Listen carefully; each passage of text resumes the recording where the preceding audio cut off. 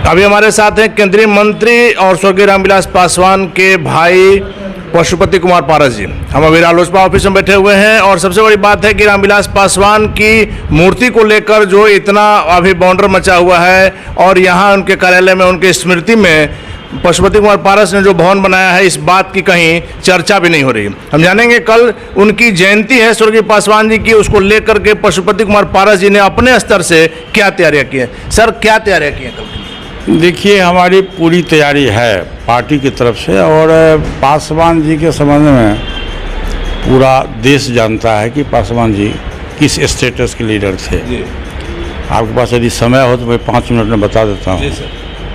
69 में पहली बार वो, जहाँ हम लोग का घर है, अलौली विधानसभा क्षेत्र से पहली बार वो विधायक बने, जब वो पटना यूनिवर्सिटी के छात्र थे और उसमें उनका डीएसपी में वो क्वालिफाई किए थे, लेकिन डीएसपी की नौकरी छोड़ के और एमबीए की पढ़ाई छोड़ के वो विधानसभा का चुनाव लड़े। 69 में जो हुआ था, मिड टर्म पोल हुआ था पूरे बिहार में, और उसमें पहली बार वो चुनाव जीत के आए।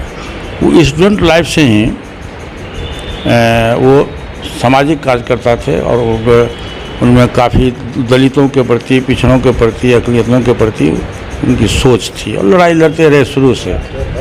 77 में वो गिनीज बुक में नाम लिखाया, हाजीपुर आए।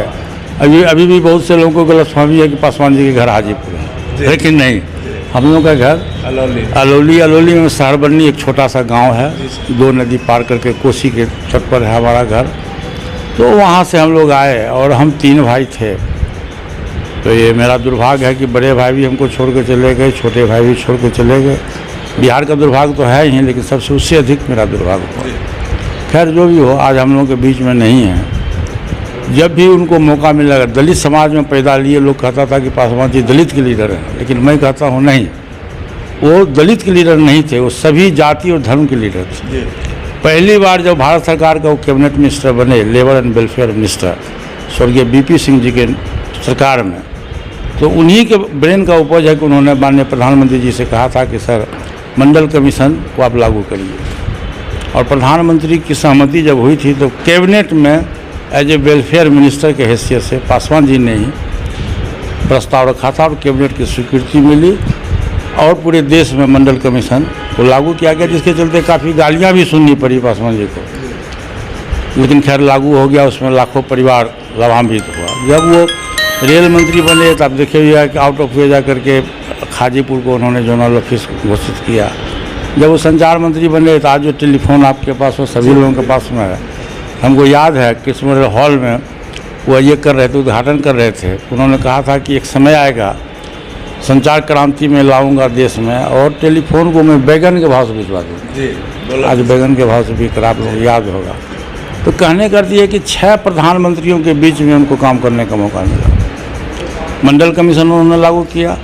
बाबा साहब भीमराव अम्बेडकर जो इतने बड़े समाज सुधारक थे, संविधान निर्माता थे, उनकी तरफ किसी का ध्यान नहीं था। सेंट्रल हॉल में उनकी मूर्ति नहीं लगी हुई थी। कांग्रेसी हुकूमत कहता था कि सेंट्रल हॉल में जगह नहीं है। पासवान जी ने कहा कि इतने सभी नेताओं के लिए जगह है और बाबा साहब अम्बेडकर के लिए जगह नहीं है, इसलिए कोई दलित हैं। उन्होंने सेंट्रल हॉल में बाबा साहब अम्बेडकर की आदमकद मूर्ति लगवाई, भारत रत्न की उपाधि उन्होंने दिलवाया और 14 अप्रैल को राष्ट्रीय छुट्टी भी घोषित किया। तो इन्होंने मंडल कमीशन लागू किया, दलित के लिए उन्होंने किया। और भारत, हमारे संविधान में, पार्टी का जो संविधान है उसमें उन्होंने स्पष्ट लिखा, संविधान में, हमारे जो पार्टी का संविधान है, कि ऊंची जाति के जो गरीब लोग हैं, आर्थिक दृष्टिकोण से जो कमज़ोर हैं, उनको भी निश्चित रूप से 15% आरक्षण मिलनी चाहिए। और मिला।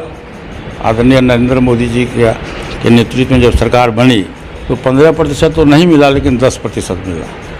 उसी से वो अक़लियत की बात करते थे।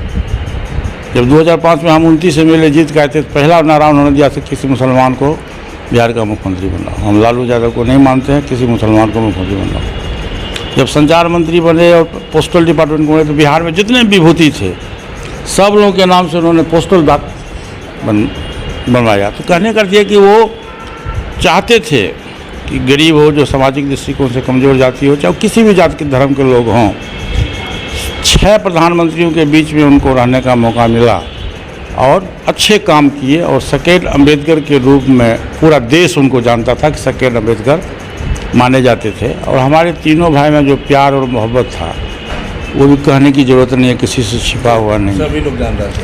अब जहाँ तक आपने कल जयंती की बात कही, मैं भी चाहता तो यहाँ पार्टी ऑफिस में पासवान जी का आदमकद मूर्ति लगा सकता था। मूर्ति बन के तैयार है, मूर्ति बन के तैयार है। गाज़ियाबाद में भी है, 2 जगह मूर्ति हम बनवाए, गाज़ियाबाद में भी है और यहाँ क्या कहाँ गए थे, जयपुर में मूर्ति बना हुआ है। लेकिन मैं यहाँ इसलिए नहीं लगाया कि ये सरकारी भवन है, पार्टी कार्यालय है, ये अवैध होगा, गलत होगा। मैं पासवान जी की मूर्ति लगाऊंगा सहरबनी, जहाँ मेरा निवास स्थान है, जहाँ मेरा जन्म स्थान है पासवान जी का, वहाँ मैं 8 अक्टूबर को, उस दिन उनका पुण्यतिथि है, उस दिन सहरबनी में लगेगा। और कल भी जो हमारा गांव है, पैतृक गांव है, यहाँ से अधिक तैयारी वहाँ है।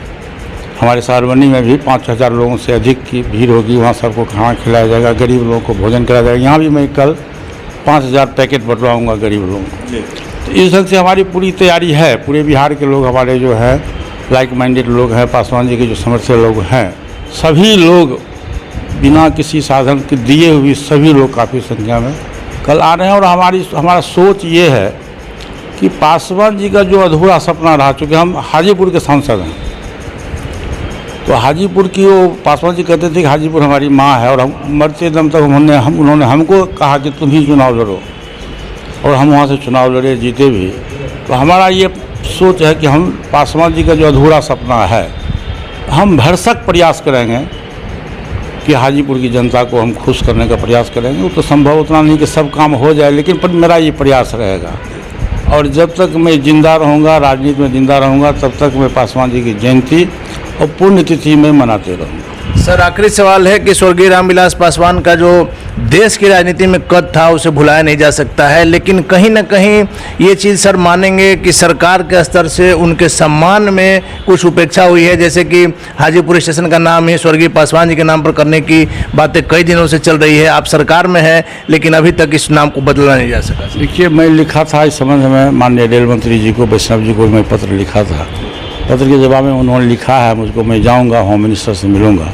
उन्होंने दिया कि जो रेलवे स्टेशन का नामांकन होता है वो गृह मंत्रालय से होता है, तो मैं टाइम मांगा हूँ, मैं वहाँ भी जाऊँगा। मैं माननीय प्रधानमंत्री जी को भी पत्र लिखा हूँ कि आप भारत सरकार के द्वारा पासवान जी को भारत रत्न की उपाधि दी जाए। मैंने बिहार के मुख्यमंत्री जी को भी मैंने पत्र लिखा, और 2 बार मैं स्वयं मिल के भी कहा कि आप हाजीपुर में एक आदमकद मूर्ति पासवान जी को लगाइए, और 5 जुलाई जो उनका जन्मदिन है, जयंती है, उस दिन आप सरकार के रूप से उसको ये करवाई। तो मैंने लिखा है, मेरा प्रयास भी है, और मैं समझता हूँ, मैं आशावान व्यक्ति हूँ, आज न कल पासवान जी की मूर्ति लगेगी हाजीपुर में, और रेलवे स्टेशन का नाम भी चेंज होगा।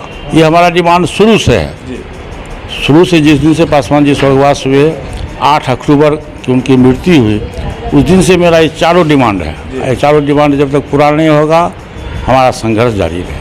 सर, हमने कहा था आखिरी सवाल है, लेकिन सर एक सवाल और मेरे जहन में आ गया, इसलिए आपसे क्लियर कर ले रहे हैं कि कल चिराग पासवान हाजीपुर में स्वर्गीय पासवान जी की आदमकद प्रतिमा लगा रहे हैं सर्किट हाउस के सामने, इस पर क्या कहेंगे सर? इस पर मुझको कुछ नहीं कहना है, मैं अपना काम कर रहा हूँ, वो अपना काम कर रहा है, बस। धन्यवाद सर।